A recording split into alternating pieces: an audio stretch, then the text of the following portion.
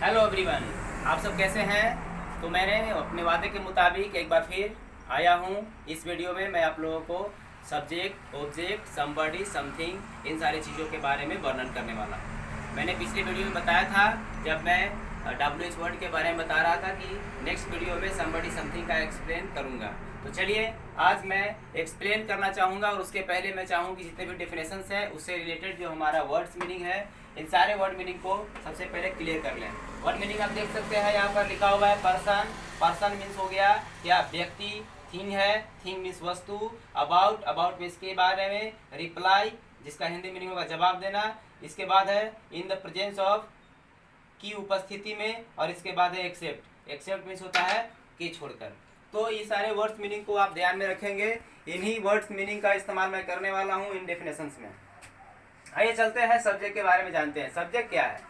Subject किसी भी sentence को बनाने के लिए बहुत ही मायने रखता है कि उसके बारे में आपको जानकारी होनी चाहिए। सब्जेक्ट का डेफिनेशन करता है, बहुत ही सिंपल सा छोटा सा डेफिनेशन है, the name of the person और thing. The name of the person और थिंग। दोस्तों, इसका मतलब हुआ कि किसी व्यक्ति या वस्तु का नाम।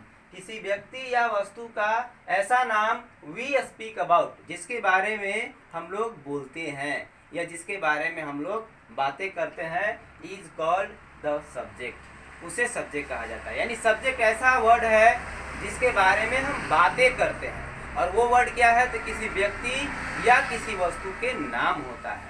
किसी भी सेंटेंस में या तो फिर किसी पर्सन का नाम हो या किसी थिंग का नाम होगा, उसी के बारे में जब हम बात कर रहे होते हैं तो उसी वर्ड को क्या कहा जाता है, सब्जेक्ट कहा जाता है। एक बार फिर से डेफिनेशन को समझ ले, the name of the person और thing we speak about is called the subject. यानी जिस पर्सन, जिस थिंग के बारे में हम बातें करते हैं उसी को क्या कहेंगे, सब्जेक्ट कहेंगे। एग्जाम्पल देख सकते हैं, Ramu was walking in the garden. कह रहा है रामू बागीचे में टहल रहा था। इसका मतलब हुआ इस सेंटेंस में ये जो नाउन आया है, ये जो नाम आया है, नेम आया है, ये एक व्यक्ति का नाम है और इसी व्यक्ति के बारे में हम बातें कर रहे हैं। तो जिस व्यक्ति के बारे में हम बात करेंगे वही सब्जेक्ट कहलाएगा। इसका मतलब ये हुआ इस सेंटेंस में जो रामू है ये एक सब्जेक्ट है। समझ रहे होंगे। दूसरे सेंटेंस है, milk is useful for health. कह रहा है दूध स्वास्थ्य के लिए लाभप्रद होता है, दूध स्वास्थ्य के लिए लाभदायक होता है। इस सेंटेंस में हम क्या कर रहे हैं, दूध के बारे में बात कर रहे हैं। तो यह जो है क्या है, किसी थिंग का नेम है, नेम ऑफ थिंग है। नेम ऑफ थिंग हो या नेम ऑफ पर्सन हो, जिसके बारे में हम बात कर रहे होते हैं, वो सभी के सभी क्या कहलाते हैं, सब्जेक्ट कहलाते हैं। उम्मीद है आप सब्जेक्ट समझ गए होंगे। अब मैं चलता हूँ ऑब्जेक्ट की ओर। ऑब्जेक्ट कहता है, the word which replies the interrogative word what or whom in the presence of subject and verb is called object। कहता है कि the word which replies, वह वर्ड जो जवाब देता है। रिप्लाई यहाँ पर V5 के फॉर्म में है, verb के साथ V5 लगा हुआ है, इसीलिए रिप्लाई को रिप्लाइज में बदल दिया गया है। तो कहता है द वर्ड विच रिप्लाइज, वह शब्द, वह वर्ड जो रिप्लाई करता है, जवाब देता है किसका, द इंट्रोगेटिव वर्ड व्हाट और हुम। याद होगा व्हाट और हुम के बारे में हमने पढ़ाया था। व्हाट मीन्स क्या, हुम मीन्स किसे। तो यदि कोई वर्ड व्हाट और हुम का रिप्लाई करता है, कंडीशन है, किस कंडीशन में, in the presence of subject and verb. सब किसी सेंटेंस में, ऐसा सेंटेंस जिसमें सब्जेक्ट हो और वर्ब हो, सब्जेक्ट और वर्ब के उपस्थिति में अगर कोई दूसरा वर्ड आता है और वह वर्ड व्हाट और हुम का रिप्लाई कर रहा है, तब वह क्या कहलाएगा, ऑब्जेक्ट कहलाता है। फॉर एग्जाम्पल समझते हैं, जैसे he speaks me, he helps me. यहाँ पर हम देख सकते हैं कि ही जो है एक सब्जेक्ट है, हेल्प्स क्या है, ऑब्जेक्ट है। तो ये एक सब्जेक्ट है और ये एक ऑब्जेक्ट है, और इन दोनों के साथ में अगला वर्ड आया है मी।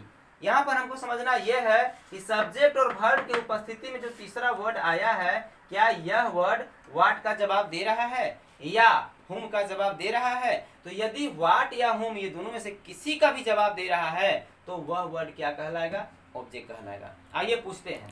कहता है ही हेल्प्स मी, वह मदद करता है। अगर इसमें सवाल डाल दे कि वह किसे मदद करता है, तो इसमें आंसर एकदम सटीक देगा कि वह मुझे मदद करता है। यानी यह जो है हुम का रिप्लाई कर रहा है, हुम का जवाब दे रहा है।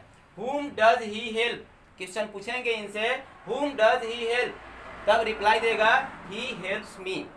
इसका तात्पर्य यह हुआ कि ये जो मी है कहीं न कहीं whom का रिप्लाई दे रहा है, तो whom का रिप्लाई देने वाला वर्ड ऑब्जेक्ट कहलाएगा। नेक्स्ट सेंटेंस देखते हैं, she wrote me a letter, उसने मुझे एक खत लिखी, वह मुझे एक खत लिखी या पत्र लिखी। तो सी रोट यहाँ पर पास्ट इंडेफिनिट टेंस का सेंटेंस है, यहाँ पर दो वर्ड आ रहे हैं, ये सब्जेक्ट है और ये वर्ब है। इस सब्जेक्ट और वर्ब के उपस्थिति में दो वर्ड आ रहे हैं, एक मी आ रहा है और एक ए लेटर आ रहे हैं। इन दोनों पर हम चर्चा करेंगे।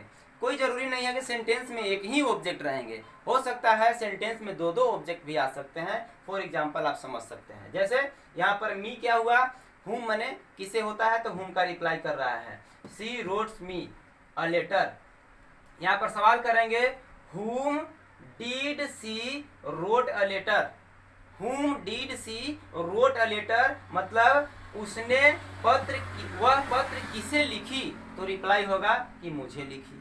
यहाँ पर किसे का जवाब दे रहा है, मी। यहाँ पर अब आते हैं, वह मुझे क्या लिखी, लेटर के लिए हम डालेंगे क्या, वह मुझे क्या लिखी, तो क्या का रिप्लाई, व्हाट का रिप्लाई दे रहा है, अ लेटर।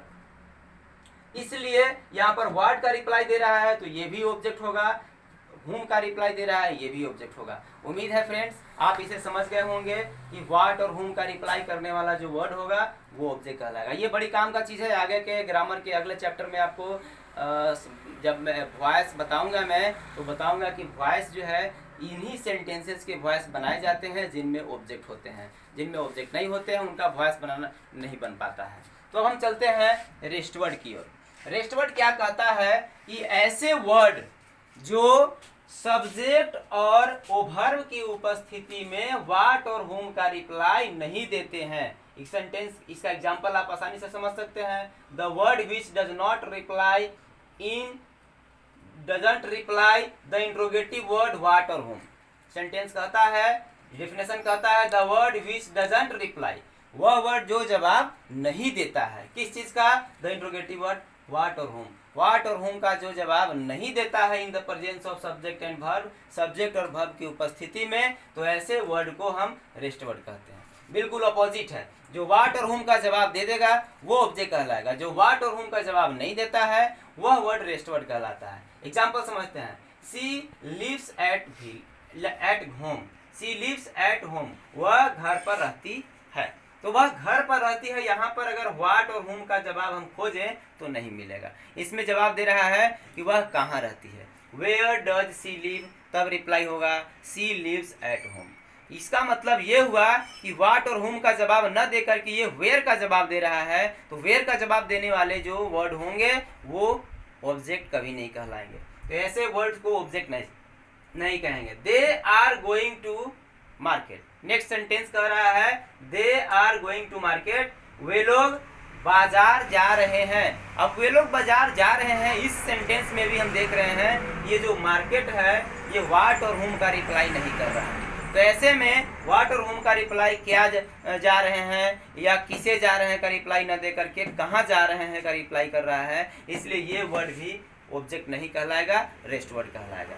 अब आइए हम लोग जानते हैं समबडी के बारे में। समबडी कहता है man and women are called somebody, man and women are called somebody. मैंने बताया था पिछले क्लास में कि स्त्री और पुरुष को ही समबडी कहा जाता है, स्त्री और पुरुष को समबडी कहा जाता है। एग्जाम्पल में हमने नाम लिया है जैसे रोहन, मोहित, रागनी, सुनीता, इटीसी, समझ गए। इसी के साथ है समथिंग, समथिंग कहता है except man and women everything is called something. Something क्या है, तो मैन और वुमेन को छोड़कर सभी वस्तुएं क्या कहलाएंगे, समथिंग कहलाएंगे। मैन और वुमेन यानी कि मानव जाति को छोड़कर, स्त्री पुरुष को छोड़कर के दुनिया में जितने भी वस्तुएं हैं, चाहे वो सजीव हो या निर्जीव हो, सभी के सभी क्या है, समथिंग कहलाएंगे। तो दोस्तों आज हमने subject, object, rest word, somebody और समथिंग, ये बहुत ही इंपॉर्टेंट टॉपिक है जिसके बारे में आप लोगों को वर्णन किया। आज का वीडियो आप लोगों को कैसा लगा, आप हमारे अपने विचार को अपने कमेंट्स में ज़रूर लिख कर भेजेंगे और अपने सुझाव को भी कमेंट्स में लिख कर भेजेंगे। आज का क्लास इतना ही, थैंक यू।